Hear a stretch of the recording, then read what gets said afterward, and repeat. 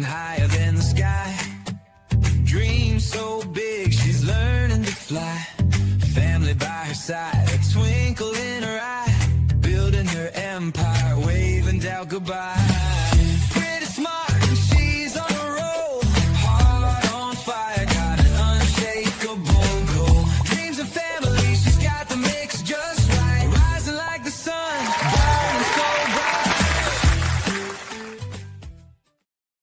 Hello and welcome to Pretty Smart Business. I am your host, Sheena White, and today we have a very special guest. Her name is Lindsay White. We're last name besties, and she is a leadership coach, people strategist, and founder of High Voltage Leadership. She helps powerhouse female leaders scale their teams and build cultures that reflect their values without the overwhelm. With over 15 years of experience in leadership development and strategic HR, Lindsay brings the clarity and confidence leaders need to grow with purpose. Welcome, Lindsay.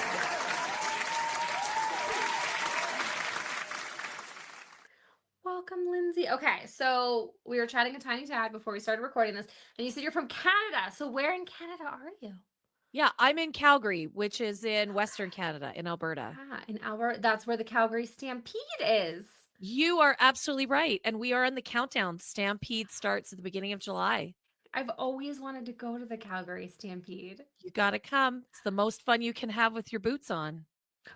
I'm from Colorado. I live in Colorado now. I'm from Seattle, but I live in Colorado. So there's a lot of fun to be had with boots. Yeah. Here in Denver. 100%. But nothing is like the Stampede. No. And then you guys just had the Top Chef people there last year. We did. Yeah. Yeah. So exciting. Oh my gosh. So okay. exciting. So we could talk about Calgary all day. Okay. Totally. So what inspired you to focus on leadership strategy and helping business owners scale without burnout? Yeah. So I have an almost 20-year background in HR, strategic talent management, and particularly with the focus on leadership development. And the truth is that I've worked with some really amazing leaders. I've also worked for some really terrible ones. And yeah, really awful. And so when I left my corporate HR job, I recognized that I really wanted to help entrepreneurs be the best leader they can be, because it's so critical in how our small businesses grow, and that we really need to grow high performing teams. Like when you have a 20-person team, every person matters. The effort, the enthusiasm, the execution is so critical. And so that's why I do what I do today. I love working with fast growing businesses that recognize a lot of the value comes from their people. Yeah, I think people really matter. There's one of my favorite books is called Who, Not How. Yeah, it's true. It's a great book, and it's a great concept, because it is the people that really are creating and executing all of the most important pieces. Yeah. And in Good to Great, Jim Collins talks about having the right people in the right seats on the bus. And I actually just got to see him speak the other day in Denver. And he was talking about that a lot of people focus on the right people on the bus and they forget about the right seats part. And so that sometimes you might have the right person on the bus, but you don't have them in the right seat. It's such a great metaphor, right? And even beyond that, you have to think about, are you actually driving the bus? And how is your driving? Are you keeping it in the line? So I think it all fits together, and it's a really great way to think about it, because you're right. You can have really talented people that are really enthusiastic, and yet you can't quite figure out why they're not delivering, why they're not really creating the performance that you want. It's likely because you have them doing the wrong things, not what they're really great at. And so we can love what we do, but not be great at it. And so we need to make really conscious choices about who's sitting in what seats and when. That's the other critical piece. When are they in the seat? Yeah. And then that gets me to thinking about two other books that I really like. The 6 Types of Working Genius by Patrick Lencioni, where he's talking about the type of working genius you have. And so if you have somebody and you're expecting them to be the person who like gathers the troops and they hate that and they're not good at that. So then you're going to Right. get that friction. And so getting them in that right seat is so important. Yeah, and again, Lencioni, I love his work too, but like really thinking about and having conversations about those pieces are critical. All of this comes back to what kind of conversations are you having with people? And then what kind of strategy do you have in place that connects the talent to your business plan and the goals you're trying to accomplish? And I find often it's that strategy that is deeply missing and the conversations that are absent. Yeah. I think a lot of people, you ask them that question, what strategy do you have? And then they have to step back and say, okay, what goals and plans do I have? Yeah, I mean that's the kicker. You need to have a solid business plan. It doesn't need to be fancy or intricate. It just needs to be well articulated. And then you can think about what is it that you need in terms of this is kind of an old-fashioned term, but that human capital. Who do you need on the bus? What are the seats? Not really, and separating the two, because we can really like someone but not have a seat for them. That's tricky for sure. And then when do we need them? If we have that big goal and we want to execute that in Q4, who do we need to have in our business now to actually have them onboarded and up to speed and working at capacity to execute in Q4? Oh my gosh, I talk about this with my clients all the time because I do strategic planning and fractional CFO work. So I'm always like, they want somebody to be producing, say in Q4. I'm like, okay, we need to start then recruiting now. And they're like, Yes. why? That's 6 months from now. I'm like, you have to have the time to find the person. You have to have the time to onboard the person. I'm like, and then you have to have the time to ramp them up. If you want them Yeah. fully in the position in 6 months, like we needed to start like a while ago, but we only have today. Yeah. So let's get Yeah. on it now. No, it's true. It's true. And I arguably, you're not fully competent in your role until sometime 9 to 12 months after you've been hired. You Mhm. know, people don't just walk in and sit down on Monday morning and all of a sudden they know everything. And I think, again, small business owners, entrepreneurs moving very quickly. And that's awesome. That's exciting. But it also is not often realistic. Mhm. Oh Even yeah. if you hire someone who has all the skills and experience you want, you do things differently. You operate differently. You have different communication channels. You have different strategies and structures. You have to give them time so they can actually feel confident and comfortable, and then they can produce for you. Yes. Asking for them to be immediately functional just isn't realistic, and it ends up in disappointment. I think a lot of times people, because of the money, right? They want them to be immediately productive because a new hire is an expense. Yeah, and I would tell you that is the wrong frame of mind to approach it. If I you're looking 100% agree with you, yeah, but I'm if just you're saying I looking feel at like that's where someone it stems from. no, for sure. You can look at them as an expense and you can ask for the impossible. The tricky is then you create turnover. And that arguably you're looking at 3 to 4 times that person's salary when you start to have someone who leaves your organization within 6 months to a year. If you approach it from the perspective that you're making an investment that has a long term payoff, that will get you further faster. Because if you get into the revolving door of turnover, you're spending more time and more money, and you're creating more frustration and stress. And then you never end up having somebody competent in the role because No, you're always exactly. onboarding. Like I worked with, Exactly. oh man, I worked with a client once. I did not work with them long because I couldn't stand it. But like a story here. And it was a landscaping company, and he had project managers, and it was just like I felt every single time I went there, and I was there every other week. I felt like every time I went there was a new project manager, and I'm like, what Yeah. happened to the last one? Oh, they couldn't do this, they didn't do that. Like they were here Yeah. 10 days. Like what? Yeah. What? Yeah. Yeah. And he Yeah. didn't even have time to eat lunch one time. What are you expecting of Yes. these people? And he had this expectation that people could A, read his mind, and B, Yes. that the minute that he hired them, they would be instantaneously productive and fix everything overnight. Yes. And it's like, dude, they're not magical. Like, you have to Yeah. chill out. And yeah, he didn't. So we didn't work together long because I was like, I gotta get out of here. Yeah, and especially as a CFO, this is where these pieces interact, Mhm. right? And so it's really tricky when you have to do some work with the business owner, but also with the programs and the processes that actually fit together. Because your point's well taken. It does become expensive.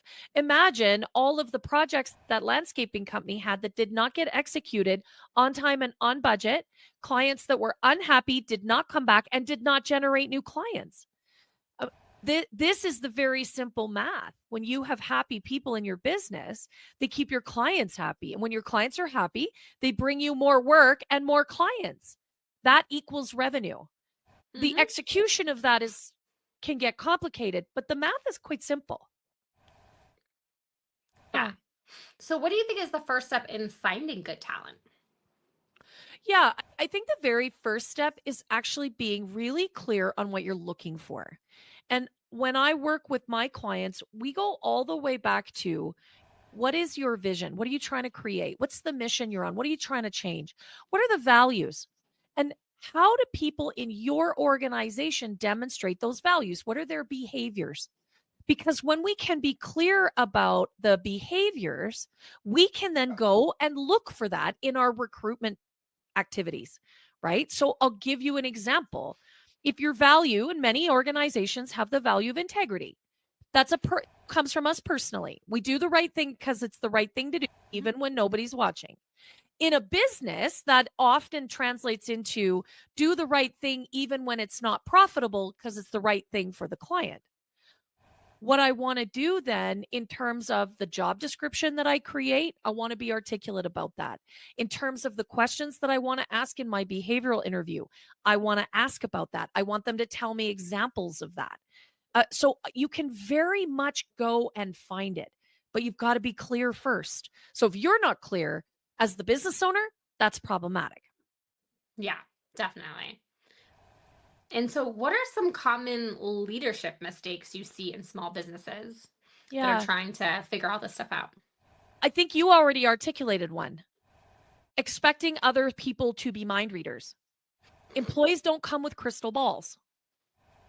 So if you are thinking it and you are not saying it, that's problematic. That is mistake. I think you likely see it all the time as well. Oh, you have no idea. I work a lot in construction. Right. Yeah. So So the mind that's reader thing is problematic. constant. Yeah. And listen, maybe construction is one of the worst case scenarios. I work a lot with professional services, engineers, accountants, tech firms, and it exists everywhere. Making the assumption that everybody is on the same song sheet that you are is absolutely a mistake. If you want it, ask for it, state it, be clear about it. And then I would tell you the second mistake is the opposite of that. Business owners, leaders that do not use their ears and their mouth in the proportion they exist on their face. So if you are a business owner that never shuts your mouth and actually opens your ears and not just listening to respond, but listening to actually really learn and connect, really processing what people are saying, and then actively engaging in the conversation, asking questions, getting deeper, really trying to understand, particularly what your employees are trying to tell you. If you're not doing that, again, that is a miss. They have data. They work with your clients. They execute the jobs. They make the vision real. If you're not listening to them, you are missing important data in your business. Uh, Yeah. It's in Brene Brown's book, Dare to Lead. She talks about telling people what done looks like. yes. So going beyond just telling them what to do, but like letting them know your expectation of done. Yeah. Because you might tell someone to do something and then they go and do it. And then they give it to you and you're upset because their version in their mind of what complete Yeah. it was is different than your version. So if you're not telling them, okay, I need to do this and this is what I want as my final product, You don't know Yeah. what you're going to get. So really being clear on that communication. 100%. And I would take it. And by the way, I love Brene Brown. I would stalk her if I lived in the Houston area. Right. I always say that she's 100%. my best friend. She just doesn't know it yet. Yeah, We've never 100%. met. I would take it one step further, not even Mhm. what done looks like, but what success looks like. Mhm. Like when I create a role for an organization, that's one of the final pieces that we always do. What are the expectations and accountabilities? What are the skill sets? What are the experience? What does success in this role look like? If you give people something to work towards and they have a really strong vision for what they need to accomplish overall and on a project by project or deliverable basis, people will answer the call. They will respond to that. It's when we do not give them an idea of what success is for them and how they can enhance and grow their career that they get disengaged pretty quickly. And then they don't deliver what you need. Mm. Yeah. Disengaged employees cost you a ton of money too. Yeah. I think we've all heard it. That people just don't want to work. Gen Z is lazy. No, they just don't want to work for you because you're a jerk. The younger generations we have in our workforce have a different set of values. They think different things are important than those of us that are sort of Gen X and older. And if we are not thinking about that, we're missing out on actually what are some pretty great employees. Yeah. Yeah. So, what are some practical steps that leaders can take to delegate more effectively and create trust in their team? Yeah. That's the perennial question, right? Especially as we grow a business because that's what we want to do. Lots of leaders struggle with that. So, I think one of the first things that you need to do as a leader in order to delegate more effectively is actually be really clear on what's the work that you really love to do because that's work that you might want to stay connected with Mhm. as long as you possibly can. For example, I love coaching leaders and executives. I will never stop having one on one clients. That doesn't mean that I want to do it all day, every day, but I would always want that to be a part of what I do. Okay. I want to make sure that's included in the work I do. What is the work that if you never did it again, you would die happy? Be real clear about what that is. I think also being clear about what's business critical and do you really need to be a part of that or not? So, for example, your bookkeeping is business critical. But the truth is, in my circumstance, I should never be allowed to be inside my QuickBooks because all I do is make a mess of it. Most Right. people should not be allowed to be inside their QuickBooks. Most people, unless that is what you do. Yeah. So I think what you have to do is be really thoughtful about all the things and then be really clear about what the things are that actually are holding you back. So we all have heard this concept of are you doing the $20 an hour work or the $200 an hour work? And so when you can really delineate where is the $200 work that is also the work that you really love? Where is the $200 work that actually you could pay someone else $50 to do? They'd be very happy to do it and probably better than you are. That's great work to delegate, right? Where is the work that you actually don't get any joy from? I don't get joy from doing bookkeeping. That doesn't make me happy. It also doesn't make me happy to run my social media channels. I'm creative. I've got lots of ideas. I like that, but actually someone else can run that. So I think you got to just be real intentional about the way you think about it. And then what you have to do when you're ready to delegate, again, make sure you have the right person. Make sure you're clear about the expectations and what success looks like. And then make sure that you have a great communication channel. How do you need to stay informed about that work so you can build trust? Is it daily stand ups? Is it weekly check ins? Is there reporting? Are there KPIs that need to be carefully monitored?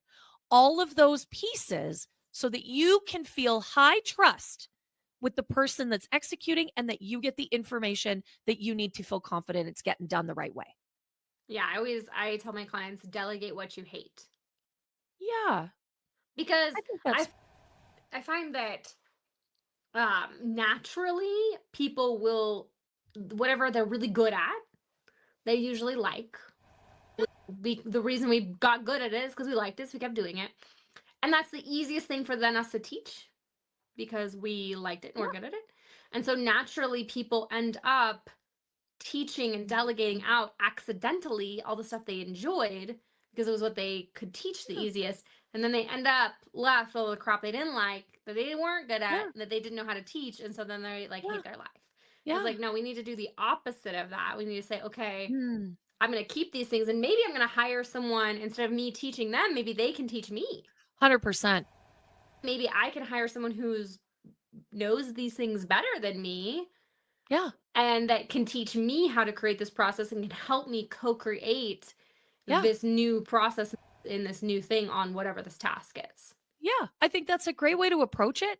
And then thinking very carefully about, even if you do hate it and you do delegate it, what do you need to know? Where do you need to have your finger on the button of that so that you can feel confident and comfortable that at a moment's notice, you know exactly what's happening, you know exactly where the project is at, whatever that needs to be. What is it, a dashboard, or is it just a Google Doc? Is it a weekly You can take your email? Google Doc and make it a dashboard now. But yeah, I say allocation, not abdication. 100%. We're allocating our responsibilities or our tasks to other people. That doesn't mean we're abdicating the responsibility for it. Yeah. Nope. Because you can't abdicate in your business. I would argue that what you're doing is amplifying the accountability. So it still belongs to you. The CEO of even the largest companies are still accountable for all the 5 or 10 or 15,000 people that work underneath them. But do they deliver the work? Absolutely not. And what does it do? It enables you as the CEO to actually get involved in the work that is the $2 or $3 or $4 or $800 an hour work. That's the work you need to be doing. Growing your business, making new connections, being involved in communities where your client is. That's the value added work. Yeah. So for leaders feeling overwhelmed, what's the first small, powerful shift they can make? Yeah, it's such a great question because I think for so many of us, we do get into that space of overwhelm. Always my first step is take a deep breath. Let's regulate your nervous system for a minute because you can't do anything when your amygdala is firing and you're in fight, flight, or freeze. And that level of panic does not allow us to think strategically. So take a few deep breaths, take a walk around the block, come back to it.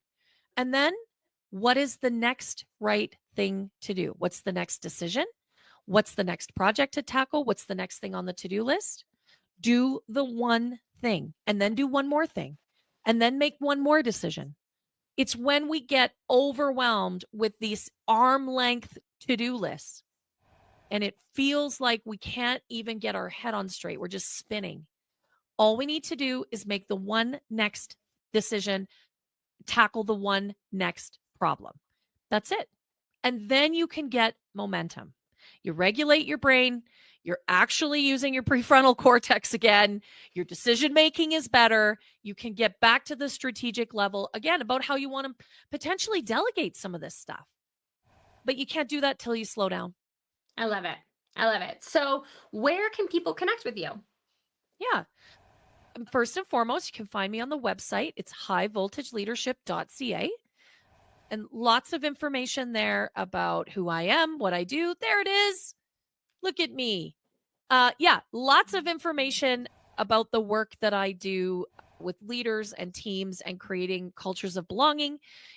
And you can also find me, of course, on all of the major channels. Instagram, my handle's at High Volt Leadership. I am also on LinkedIn, spend a ton of time there.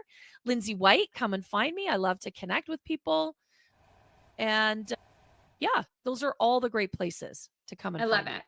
Yeah. Thank you. And YouTube. Yes, I am also on YouTube. YouTube. Who isn't on YouTube these days? Okay. Yeah. It has been awesome. Thank you so much, my last name buddy, for coming on the show today. So connect with Lindsay at highvoltageleadership.ca because she's in Canada. And we can't wait for to connect more in the Yeah. future. Sorry, like my brain was like, No, that's all right. Lovely. awesome. Thank you all for joining us on Pretty Smart Business, and we'll catch you next time.